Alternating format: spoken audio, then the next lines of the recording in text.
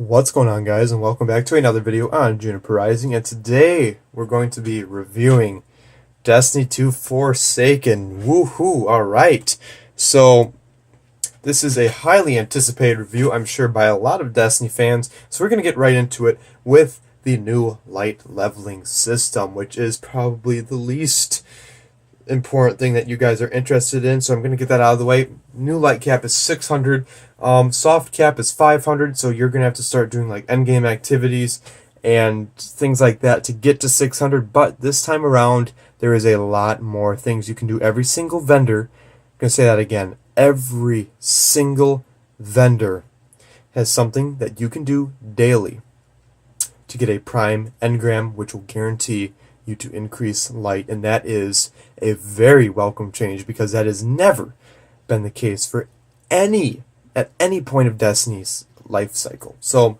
bravo, Bungie, because finally you're giving your players a reason to come on to log on to this game daily, which is obviously something that in their marketing they said we want to bring the hobby of Destiny back, and they're taking great strides to doing that. So thank you, Bungie, for doing that. I don't even feel like I should applaud you because these are things that should have been in the game from the get-go, but thank you. I appreciate it nonetheless. Okay, so that's out of the way. Let's talk about the new weapon sandbox changes. Ooh, that's a little more interesting. How does the game feel now?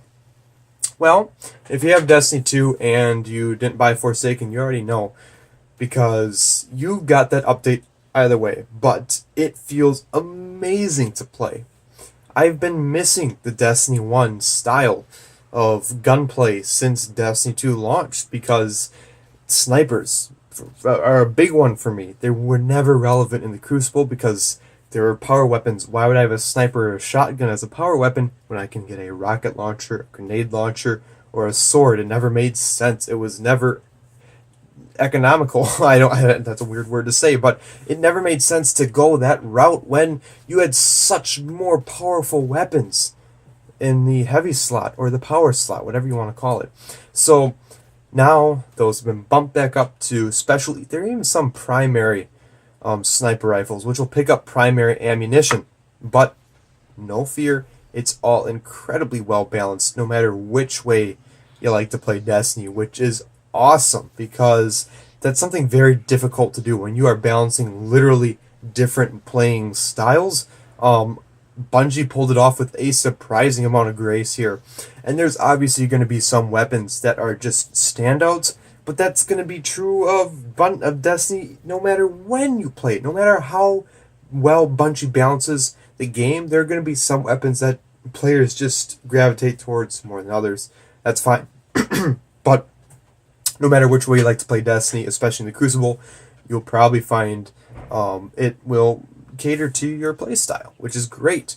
Alright, let's get into the juicy stuff, the story, because that is what you're paying for now.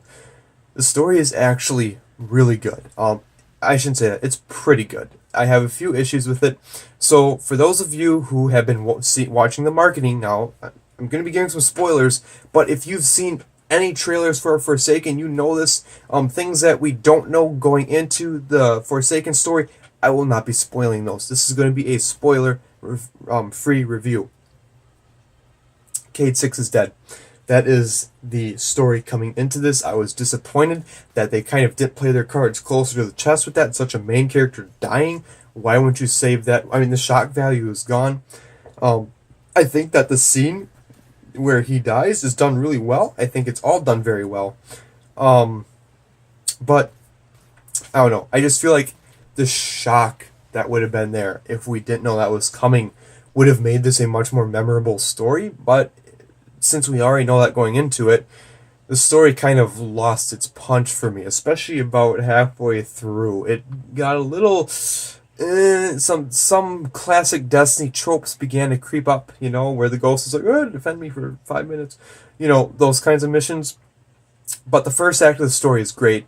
The second act, it could use some work. It felt like a classic Destiny story where it was a little okay, kind of grindy, kind of just going through the motions, kind of getting things done. The new enemy type, though, the Scorn are extremely fun to fight. I am not a huge fan of the fact that Bungie, instead of giving us an entirely new enemy class, just keep reskinning old classes, and this is the fourth time they've done it. Yes, the Red Legion is a reskin of the Cabal. This is the fourth time they've done it, and so far the Scorn is probably the best reskin of an enemy class, which is great. They're very fun to fight. The way they fight is actually very unique, and I'd be willing to go onto a limb and say, you know what, they feel like a very new enemy, because although they're technically fallen, aesthetically they look very different. They look very pleasing, actually, and combat, the way that you fight them, they're actually quite different. You've got these little gross crawly creatures that kind of run up to you and they explode. Some of these Scorns have like these metal shields, and they'll have like, they kind of remind me of jackals from Halo. And then other ones will run at you with these fire lamps. And the way they attack you, it's very much like splash damagey, which is kind of cool. We don't really see that a whole lot, except for the Vex. It's kind of like if the Vex and the Fallen kind of merged combat style wise, and then aesthetically you kind of mix the Fallen and the Hive. That's the best way I could describe the Scorn. That's how I could describe how they feel, but they're very fun to fight. And of course the third act of the story I think is wonderful. There's quite a twist at the end, but it still packs a decent punch. It's still very satisfying. It's still a very good ending. Just so you know, the story campaign will probably take you about 5, maybe 6 hours. I'm sure some people are probably completing it in 4 and under 4 hours, but it took me about 5 hours to complete. It could have been a little longer, not gonna lie. There could have been a little more. But the thing about Destiny is the story is honestly kind of takes a backseat.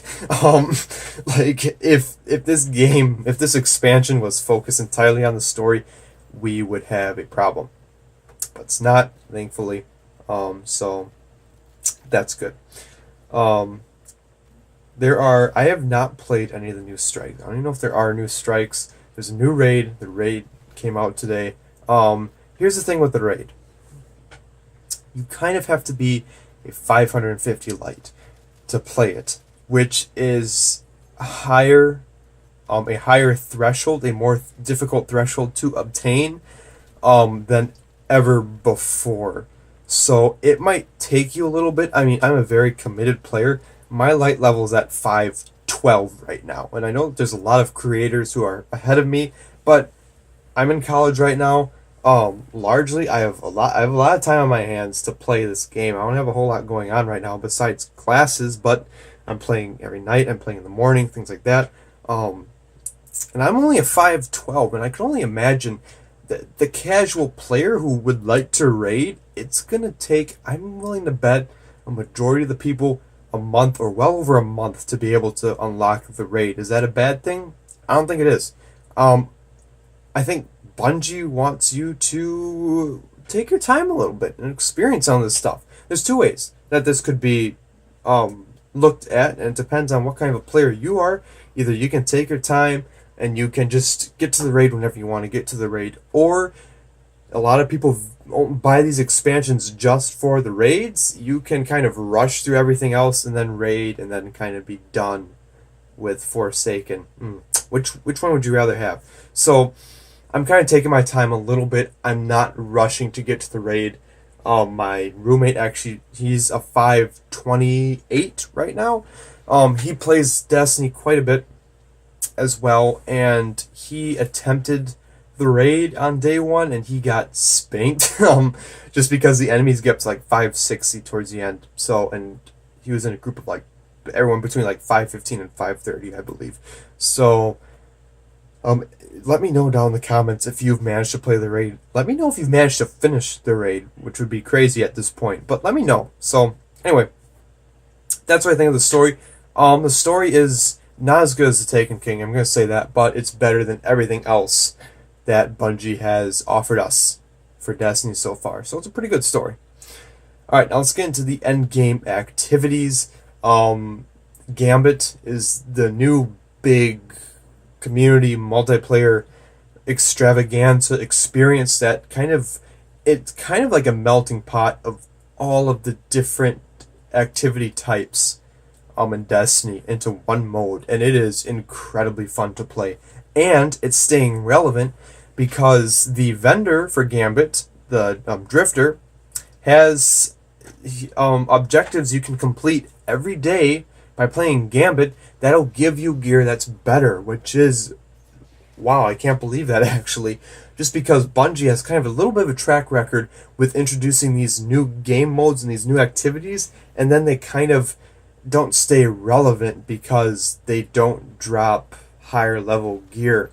I remember Court of Oryx being a huge selling point of the Taken King, but after you hit the soft cap in Taken King and you're going for max light, it became irrelevant because you couldn't really get gear that was past that soft cap, at least at first. Same thing with Archon's Forge and Rise of Iron.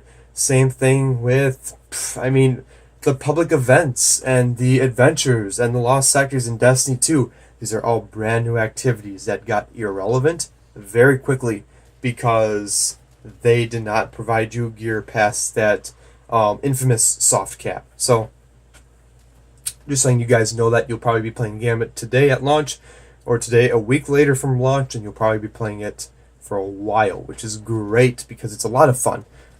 It does err to the side of PvE players just a little bit. I'd say you have a better advantage if you are better at PvE than PvP than the other way around.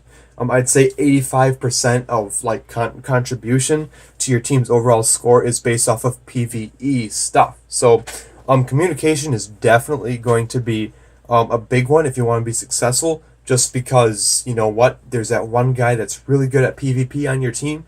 You probably want him to be going through the portal onto the other team's side constantly instead of just whoever feels like doing it. So yeah, that's my 2 cents on Gambit.